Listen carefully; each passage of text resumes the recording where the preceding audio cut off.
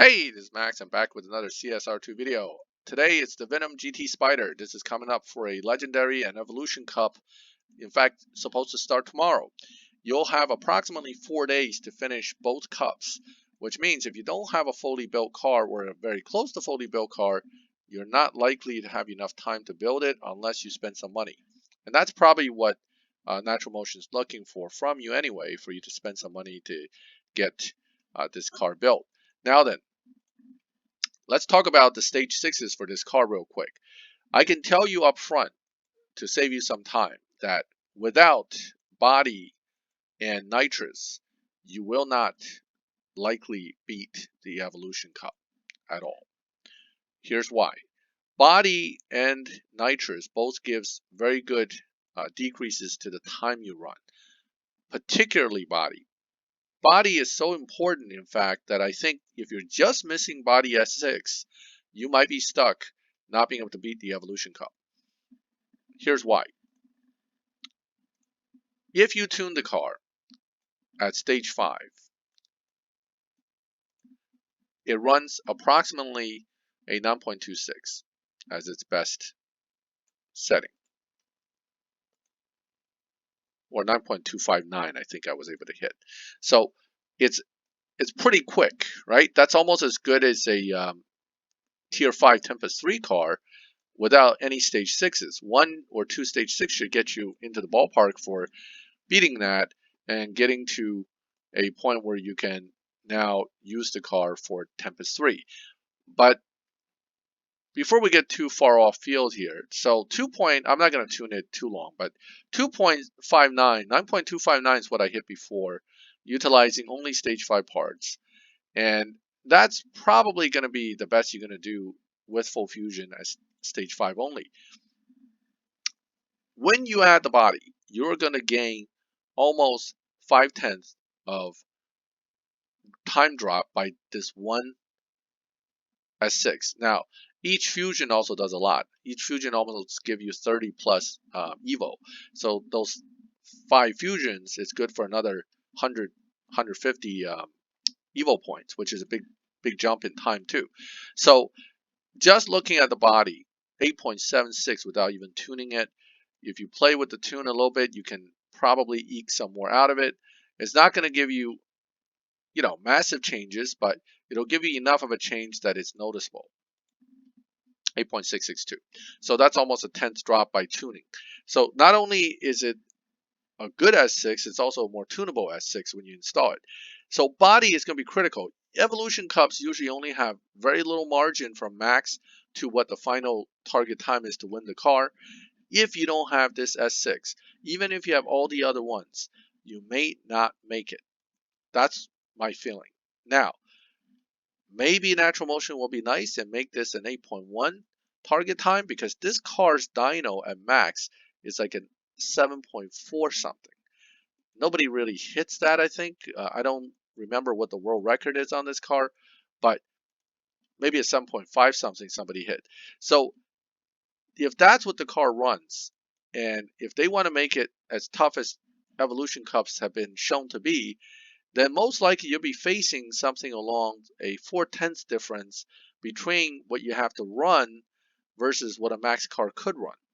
And let's assume the average person runs a 7.6 with this car, and then Natural Motion takes 4/10 off of that. That's exactly around 8.0, right?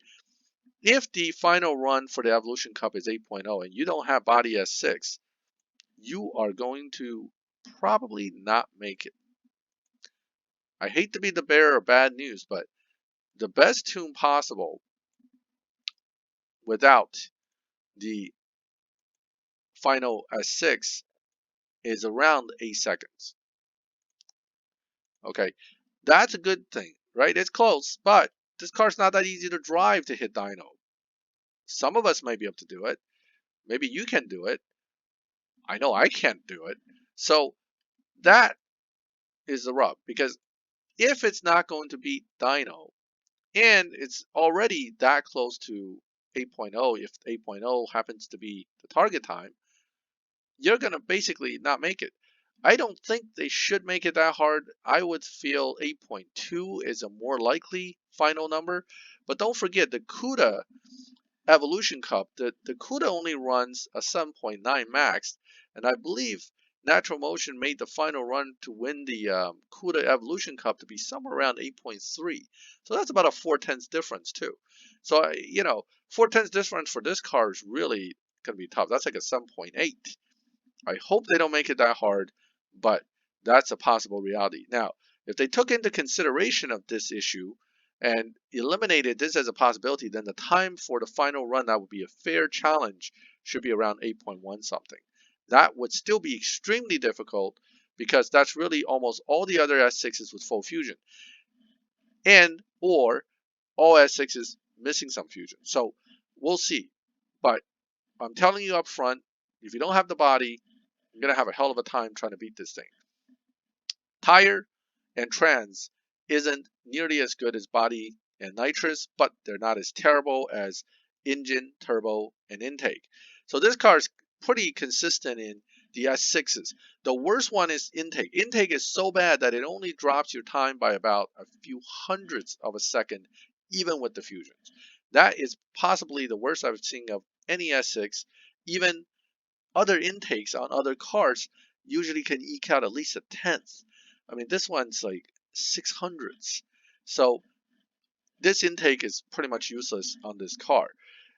Turbo engine, about a tenth. Okay. Trans, tire, each gives you about a little over 2/10, almost 3/10. So as you drop these off, you'll notice that your maximum time is going to go down pretty quick. But even if you don't have intake and turbo and engine, let me put trans back. Let's just say you don't have those three. Look at the time difference. You're still well in the 7-second range because all the good S6s are there. In fact, you barely dropped from dyno perspective about 3/10. Now, from the reality of actually driving it, well, I don't know. That's hard to say because it really depends on how you have the car tuned and whether you can get the best you can out of it. Now, 7.805, and that's missing basically turbo intake and engine. So those three are not that useful. In the end, this event's going to come down to your luck. You have to pull the right S6s to get your chance to win the Evolution Cup, and I hope you don't end up with these two guys more so than these guys. So body, nitrous, tire, trans, pretty critical to this event. These two, pretty much not needed for this event. This guy here is not very useful either, so I would say almost these three could be forfeited if you don't have them. You didn't pull these, but you pulled the other four. You got enough fusions, you'll make it through. Good luck with this event. I think, like any of these, this is kind of a moneymaker event for Natural Motion. There's going to be a crate, I am sure of it. First, there's going to be a times 20 for you to pull it with gold keys. You're going to spend a ton of gold keys trying to pull it if you don't already have the car. Then you have to build it. 6 million later, then you have to pull bronze keys to get crates at 700 bronze keys a crate, 7 crates per S6. You do the math. So if you don't already have the car from way back and have time to build up parts, time to build up the S6s, you might be struggling a bit when the time comes. Good luck in any case with this event. I know I didn't break down the S6s individually with dyno this time. I don't think that long a video is really necessary. I'm telling you up front, these three right here are very important. Nitrous, body, tire, and trans as well. And these other three are pretty much not important. I hope luck is with you when you pull these stage 6s. Good luck in the cup. Let's all show off our Venom final edition next week and see if that car in fact turns out to be better than this car, or that it's still slower than the old Purple Star World's fastest edition that the Milestone Top Cruise actually got as a Purple Star Venom. This car has been around a long time, and also another piece of good news is it does share the stage 6s with the regular 4-star Venom GT.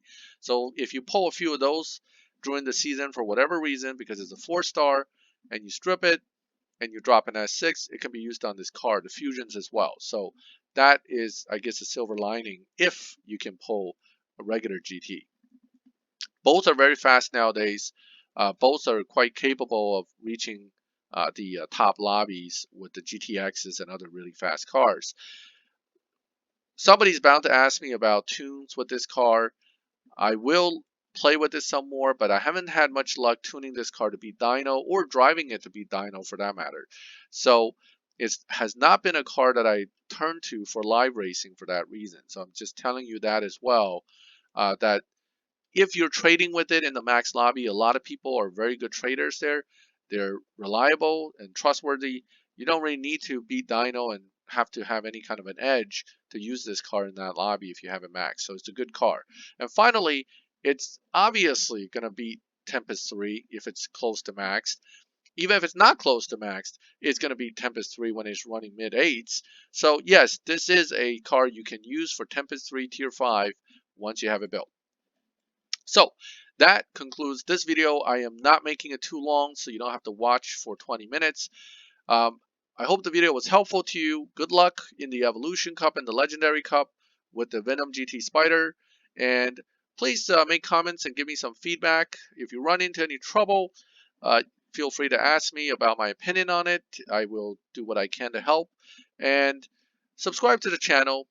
This way you get notifications when I put up other videos. Finally, thank you, as always, for watching my videos.